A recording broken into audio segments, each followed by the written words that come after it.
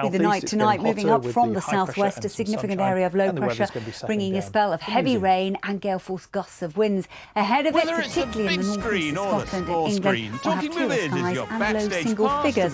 But out to the west, a wet and windy Sunday morning. At least the strength of the wind is going to push that rain through at quite a pace, so an improving picture by lunchtime, easing away to a trail of sharp showers. It may well linger in the far north of Scotland, and temperatures will be a little bit subdued. Maximum of 10 to 14 degrees.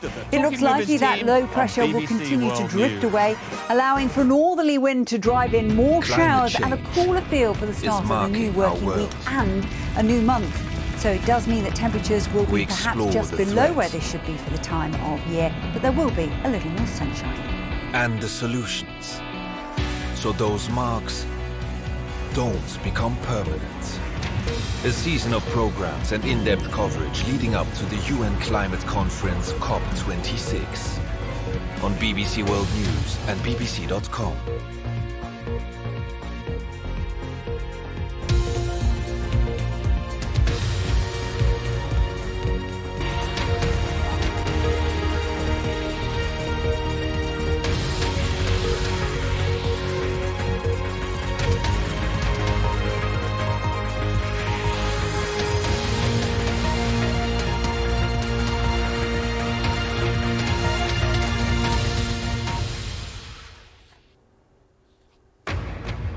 This is BBC News with the latest headlines for viewers in the UK and around the world. Leaders at the G20 summit in Rome discuss more COVID vaccines for poor countries and urge Iran to return to talks on reviving the 2015 nuclear deal.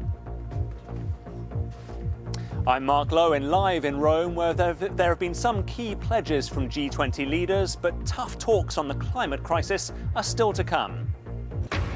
Boris Johnson warned the EU that French threats over post-Brexit fishing licences are completely unjustified. We're going to get on and do the things that matter to both of us and make sure that we work together on tackling the big issues that face the world. There's some turbulence in the region. France's Emmanuel Macron says the row over fishing raises questions about Britain's reliability. The two leaders will discuss the dispute at the G20 in Rome tomorrow. At least 3 people have been killed in Sudan as hundreds of thousands of people protest on the streets against the military coup. Chaotic scenes as climate activist Greta Thunberg arrives in Glasgow hours before the start of the COP26 conference.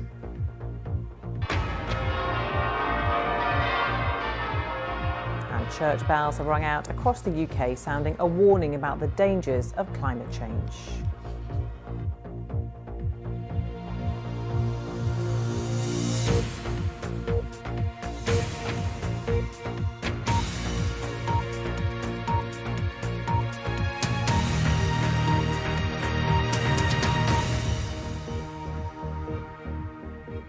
Hello and welcome if you're watching in the UK or around the world. I'm Samantha Simmonds.